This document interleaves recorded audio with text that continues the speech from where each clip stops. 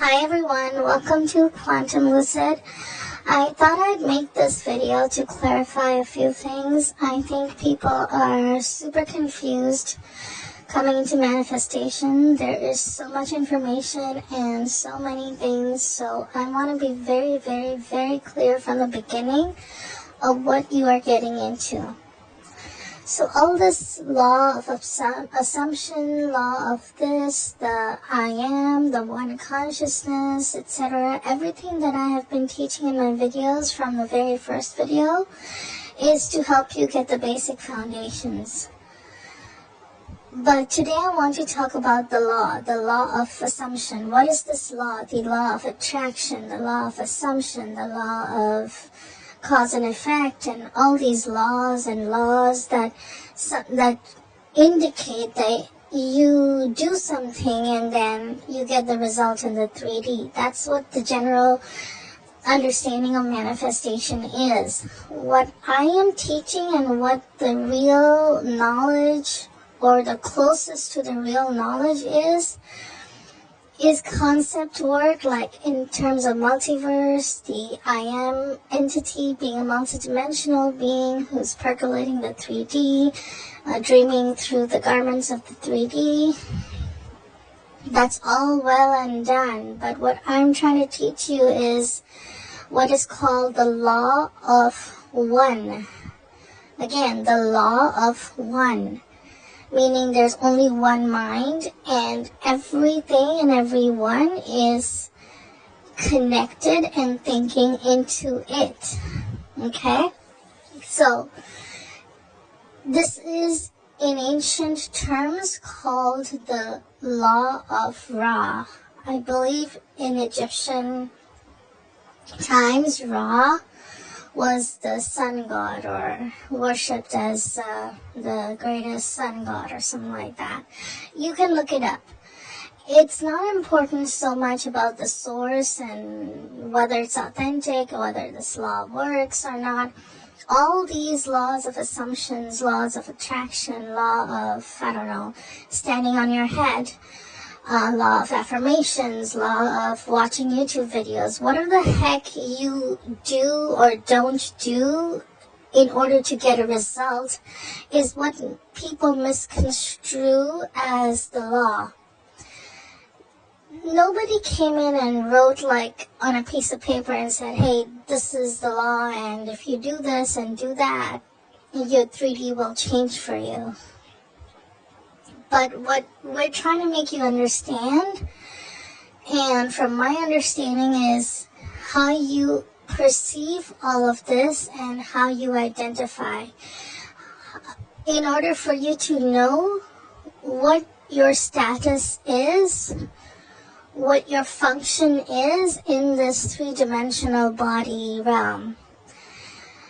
So until and unless you have a good grasp of that, you're going to feel anxiety, you're going to feel pain and suffering and all sorts of things that is not necessary. And you're going to get confused.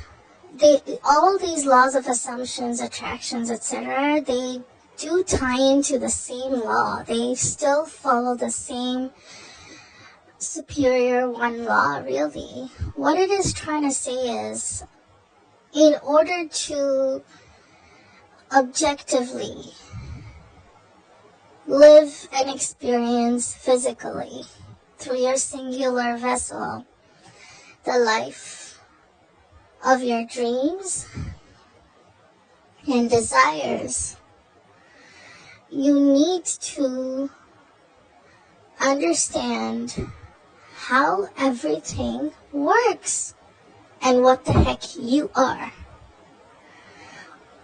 So the understanding is that you are not your body. You are actually I am. Your body is a vessel and a garment worn by I am. And this vessel and garment is having a singularly focused dream experience. And in order to satisfy the singularly focused desires, orchestrations can be customized from infinity, whereas where everything is going on, but through your knowledge and through your inner world of assumptions, beliefs, and knowing that what you decide is final, what you say goes, and not being panicked by non-changing or contradictory three-dimensional appearances is what gets you the end result. So we're not going to go too much into details in this video, but I just wanted to touch on the fact that the law of one is basically saying there's one mind. One mind meaning infinite intelligence. I am pure consciousness. A thing, an entity, whatever the heck it is that percolates dimensions from higher dimensions and is resting and dreaming in the third dimension, wearing garments. All things like the worlds, the planets, the people, our lives appear within its dream, meaning we're not something outside of it. Okay, so when we say there's one mind, you, the specific individual person who is now understanding and utilizing this knowledge with your awareness, your inner assumptions, your beliefs, your truths, your convictions, you decide what everything and everyone around you is thinking, because they are connected into the one mind. There are no individual free will thinking minds. So this comes down to understanding the law itself. If there were 8 billion free will thinking minds, then your whole game is going to look different, and you're not going to understand how you manifest. So if you decide your boss is thinking this, your specific person is doing this, you are changing into a version of you who is in turn experiencing a physical version of them who behaves, thinks, and responds in that manner. Now remember, there's infinite versions of you and others. Yes, there is a version of you who thinks that they have their individual free will minds and they think and do whatever the heck they want to, and you just accept your fate, whether that's desirable or undesirable.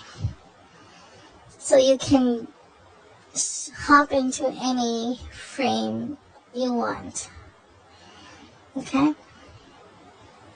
So that's what this law is about. I wanted to put that out there for those of you who are uber confused and thinking about this law and wondering, like, is there really a law, and does it really work? Because it sometimes works, it doesn't work, I don't know if I should believe in it. It just is.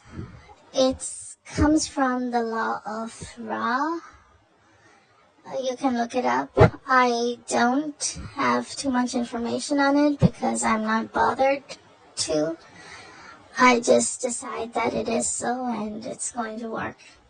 So it's called the law of one. This is what majority of the teachings are. Underneath all of that comes attraction, assumptions, law of standing on your head, law of YouTube channel, my way or the highway, whatever laws you make underneath that still kind of fit into that, because that's the umbrella, that's the base thing. You can call it the law of subconscious, you can call it whatever you want. You can come up with your own teachings, you can be the next Neville Goddard for all I care. Doesn't matter. It all stems from this one mind, one universal mind. Everything and everyone is connected and thinking into it. So if you think that a specific person is telepathically thinking about you when you are thinking about them, then that's what's happening. But really, it's just one connected mind. we all seem to have individual brains and individualistic type lives that indicate everybody has free will, but it's never the case.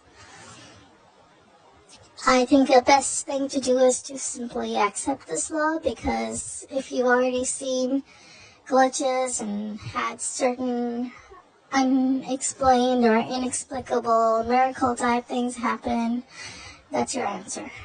It's because this is the running base law universally. Whether you accept it or not, it still is.